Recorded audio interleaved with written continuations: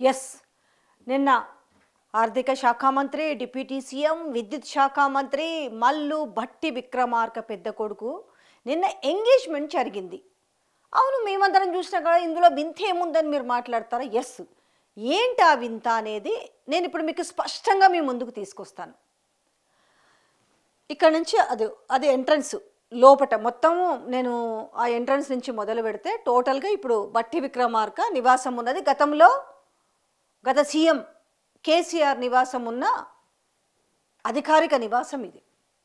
First point వచ్చేసి మాట్లాడదాము. Engagement జరిగింది. ఎంగేజ్మెంట్కు నేను అతిరథ మహారథులు అంటారు కదా, వాళ్ళందరూ కూడా వచ్చారు. ఐఏఎస్లు వచ్చారు, ఐపీఎస్లు వచ్చారు, సినిమా ఇండస్ట్రీ వాళ్ళు వచ్చారు, రాజకీయ నాయకులు వచ్చారు, పార్టీలతో సంబంధం లేకుండా కదా. నిన్న ఇక మీరు ఈ వెనకాల విజువల్ ప్లే అవుతుంటుంది, మీరు చూస్తుండండి. ఆ లోపలికి పోయి దాని తర్వాత బయటకు వచ్చిన వాళ్ళు చాలామంది ఉన్నారు. అయ్యేది ఆ అధికార నివాసంలోకి, నేను చెప్పేది ఎంట్రన్స్లో కూడా కాదు. మరి గతంలో చెప్పిండ్రు కదా, ఏది బంగారు కుర్చీలు, బుల్లెట్ ప్రూఫ్ బాత్రూమ్స్, అలాగే బంగారు కమోడ్లు, ఇట్లాంటివన్నీ కూడా తలకు మాసిన మాటలన్నీ కూడా మాట్లాడి ఆ రోజు ఎలక్షన్ ముందల ఎంత బదనాం చేయాలో ఆ దినం కేసీఆర్ని అంతా బదనాం చేశారు కదా. మరి నిన్న ఇంతమంది పోయారు కదా, ఇదిగో వీళ్ళందరూ కూడా లోపటి నుంచి వచ్చిన వాళ్ళే కదా. మరి ఈరోజు ఒక్కరన్నా నోరిప్పాలి కదా, నిజమే ఎంత విలాసవంతమైన భవనము. ఈ భవనములో బుల్లెట్ ప్రూఫ్ బాత్రూమ్ ఉంది, బంగారు కుర్చీలు ఉన్నాయి, ఇంకేమున్నాయి. సరే, ఇంకొక మాట కూడా మాట్లాడచ్చు. బంగారు కుర్చీలు ఉంటే కానీ వాళ్ళు తీసుకుపోయిండ్రేమో అని మాట్లాడే సన్నాసులు కూడా ఉంటారు. ఎందుకంటే నేను ఈ విధంగానే చెప్పాలి. ఓకే, మరి what about bullet proof bathroom? ఆ విలాసాల గురించి చాలా కథలు. అనగనగా ఒక రాజు ఉండేవారు, ఆ రాజమహల్లో ఇలా ఉంది, ఆ రాజమహల్లో సీక్రెట్ ఏమి దాగి ఉంది, ఇలానే కదా మాట్లాడింది. మరి ఇప్పుడు ఏది? ఇంతమంది వేరు, not even the political people, కాకపోతే ఓన్లీ ఎంటర్టైన్మెంట్ పీపుల్ కాదు, అక్కడ ఐఏఎస్ ఐపీఎస్ వీళ్ళందరూ పోయినరు కదా. నిన్న సత్యనారాయణ పోయినరు, హైడ్రా కమిషనర్ పోయినరు. తెలిసిన పేరే చెప్తే ఇంకా తెలియని పేర్లు కూడా వద్దు. ఇంకా మెయిన్గా తీసుకుంటే ఇండస్ట్రీ నుంచి చిరంజీవి పోయిండు, మీడియా ప్రతినిధులు అయితే ఇక్కడ చూసుకుంటే నరేంద్ర చౌదరి పోయిండు. నరేంద్ర చౌదరిని ఎంతసేపు సీఎంతో గడిపిండో కూడా చూసారు కదా. అంటే నాకు సీఎం ఎంత క్లోజ్ చూడు, నేను ఎంతసేపు గడిపిన అన్నట్టుగా. సరే, వాట్ ఎవర్ ఇట్ ఇస్, వాళ్ళ రిలేషన్ ఏంటనేది కూడా పక్కన పెడదాం. తర్వాత రాధాకృష్ణ పోయిండు, ఎందుకంటే రాధాకృష్ణ కూడా వార్తలు రాసిండు కదా. పెద్ద హెడ్లింగ్స్ పెట్టి, అంటే తాటికాయల్ లాంటి దాంట్లో పెట్టి విలాసవంత భవనములో ఇన్ని ఉన్నాయని చెప్పిండ్రు కదా. తర్వాత ఆంధ్రజ్యోతిలో రాసిరు, ఆంధ్ర ఏబిఎన్ ఛానల్లో చూపించారు కదా. ఈరోజు మీకు సరే, అప్పుడు మాకు పోయే అవకాశం రాలేదు, మేము చెబితే వార్తలు రాసినామంటారు కదా.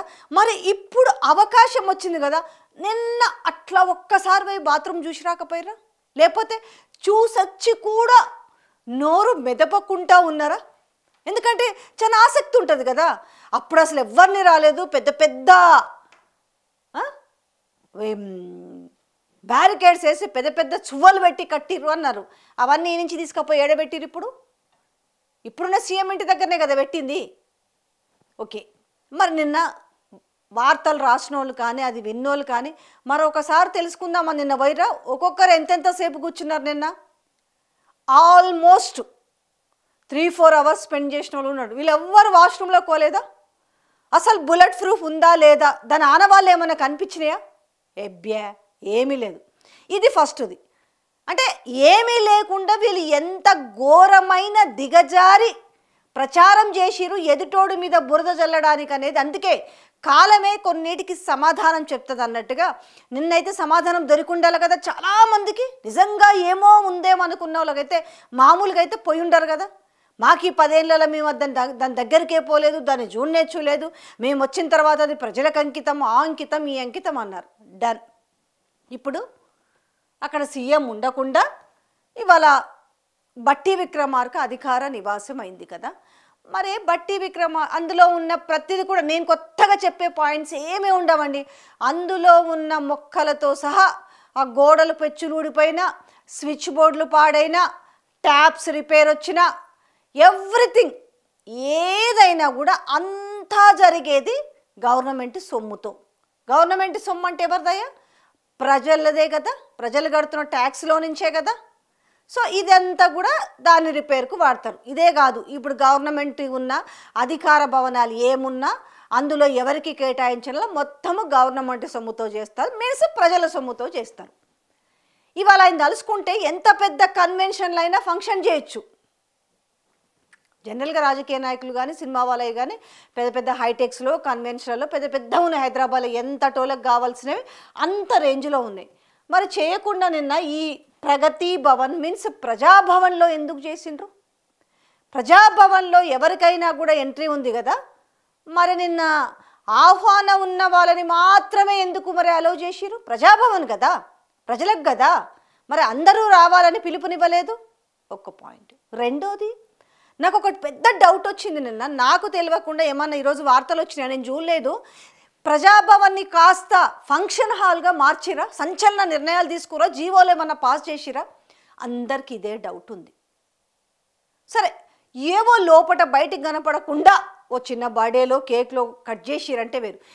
ఏకంగా నిశ్చితార్థ వేడుకలు చేసి ఎంట్రన్స్ నుంచి మొదలు పెడితే ఆ వేదిక ఎవరైతే ఇప్పుడు ఎంగేజ్మెంట్కున్న వధువు వరుడు నిల్చున్న వేదిక ఏదైతే ఉందో అక్కడి నుంచి ఎవ్రీథింగ్ డెకరేషన్ మొత్తం లోపట కూడా ఒక శుభకార్యానికి ఏ రకంగా అలంకరిస్తారు అనే విషయం తెలిసింది కదా. ఇంక అందులో ఈ స్థాయిలో అయితే ఏ రకంగా ఉంటుంది? ఒక కన్వెన్షన్ రెంట్ తప్ప రిమైనింగ్ అంతా ఖర్చే కదా. సరే, అది అధికార నివాసం కాబట్టి దానికి డబ్బులు చెల్లించాల్సిన అవసరం లేదు. కానీ డెకరేషన్ కావచ్చు, ఎంట్రన్స్ నుంచి మొదలు పెడితే ప్రతిదీ కవర్ చేసుకుంటూ వచ్చారు. అసలు ఈ ఖర్చు అంత ఎవరిది? లేదు, నేను మాత్రము గవర్నమెంట్ అధికారిక నివాసంలో ఉన్నా కానీ ఖర్చు మాత్రం నాది అని చెప్తారా? అసలు నిజంగా చేసుకోవచ్చా? జనరల్గా అంటే అడుగుతున్నారు కాబట్టి ఈ వార్తను మేము ముందు పెట్టాల్సి ఉంది. దేనికది? మీరు ఇప్పుడు ప్రజలు ఓట్లేస్తే గెలిచిర్రు, సో మీకు పార్టీ హైకమాండ్ మీకు పదవులు ఇచ్చింది. కానీ మీ కూడా డిప్యూటీ సీఎం కాబట్టి అక్కడ నేను ఉండలేనని చెప్పి మరి రేవంత్ రెడ్డి ఎందుకు నిర్ణయం తీసుకుంటో తెలియదు. కానీ ఇక్కడ మాత్రం నేనేంది ఉండేది, ఇగో నేను ఫలానా వ్యక్తిని పెడుతున్నానని చెప్పి అది ఎందుకు పెట్టిండో తెలియదు. కానీ మీరు ప్రజల కోసం పనిచేయడానికి మీకు ఒక అధికారిక నివాసం ఇస్తే ఆ నివాసంలో మీరు జల్సాలు విలాసాలు అంటారు, వీటినే మరి చిన్న చిన్న వాటిని అంటారు కదా, మరి దీన్ని ఏమంటారు? సరే, ఓకే, మీరు చేసుకున్నారు కదా, మరి రేపు ప్రజలకు కదా, ప్రజలకు అంకితం చేసిన ప్రజాభవన్ కదా, మరి రేపు ఎవరన్నా ఒక మధ్యతరగతి వాళ్ళు, ఒక దిగువ మధ్యతరగతి వాళ్ళ బిడ్డ పెళ్లి చేయాలనుకుంటారు. నేను కొడుకు పెళ్లి గురించి కూడా చెప్పాను. వాళ్ళకి ఫంక్షన్ హాల్లో ఖర్చు పెట్టుకునే కెపాసిటీ ఉండదు. మరి ఇది మీరు అవకాశం ఇస్తారా? ఇవ్వాలి కదా. ఇప్పుడు ఈరోజు ఫంక్షన్ మీరు ఎట్లయితే చేసుకున్నారో మరి వాళ్ళకు కూడా న్యాయంగానే ఉంటుంది కదా. అంటే మేమేం చేసినా కూడా చెల్లుబాటు అవుతుంది అనేదా? ఈరోజు నేను అదే చెప్తున్నా, తెలంగాణ సమాజం ఒక్కసారి ఈ వీడియో చూడండి, ఒక్కసారి మీరు కూడా ఆలోచించండి. రేపు ఎప్పుడన్నా ఇంతకుముందు ఏదో ప్రజాభవన్కు సమస్యలు స్వీకరించడానికి పెట్టిరు కదా, ట్యూస్డేనో ఫ్రైడేనో, ఇప్పుడు కనీసం అది ఉందా?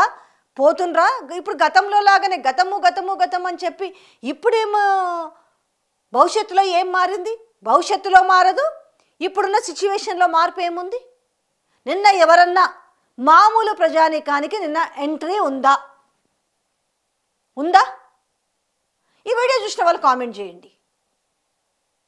అంటే మనము నోటికి ఏదొచ్చినా మాట్లాడొచ్చు, అంటే మన ఓట్ల కోసము మన రాజకీయం కోసము ఏదైనా చేయొచ్చు, ఏ తప్పులైనా చేయొచ్చు వీళ్ళు. కానీ ఎదుటోళ్ళ మీద బురద జల్లడానికి ఎంత సిద్ధంగా ఉంటారనే దానికి నిన్న జరిగిన ఈ విలాసవంతమైన ఒక ఫంక్షన్కి ఎలా ప్రగతి భవన్ని వేదిక చేసుకున్నారో చూడండి. ఏ ప్రజలు పోయినరండి? ఏ ప్రజలకు అవకాశం ఇస్తారు? రేపు ఒక ఫంక్షన్ హాల్ తీసుకోని వాళ్ళు ప్రజల కోసమే అంకితం కదా. ఆ ప్రజలు అడిగితే రేపు నా బిడ్డకు సంబంధించిన పెళ్ళో లేకపోతే ఇంకోటో అవన్నీ వాళ్ళు అక్కడి నుంచి అక్కడ నడవలేకపోతే అక్కడికి వెహికల్ పెట్టారు. ఎందుకంటే ఎంట్రన్స్ నుంచి చాలా దూరం ఉంటుంది కదా, వెహికల్స్ పెట్టారు. ప్రోటోకాల్ ఉన్న వాళ్ళ మాత్రము ఇక్కడికే వెహికల్స్ వచ్చినాయి. ఎవరు? గవర్నరు, స్పీకరు అండ్ ముఖ్యమంత్రి మాత్రం వెహికల్స్ వచ్చినాయి.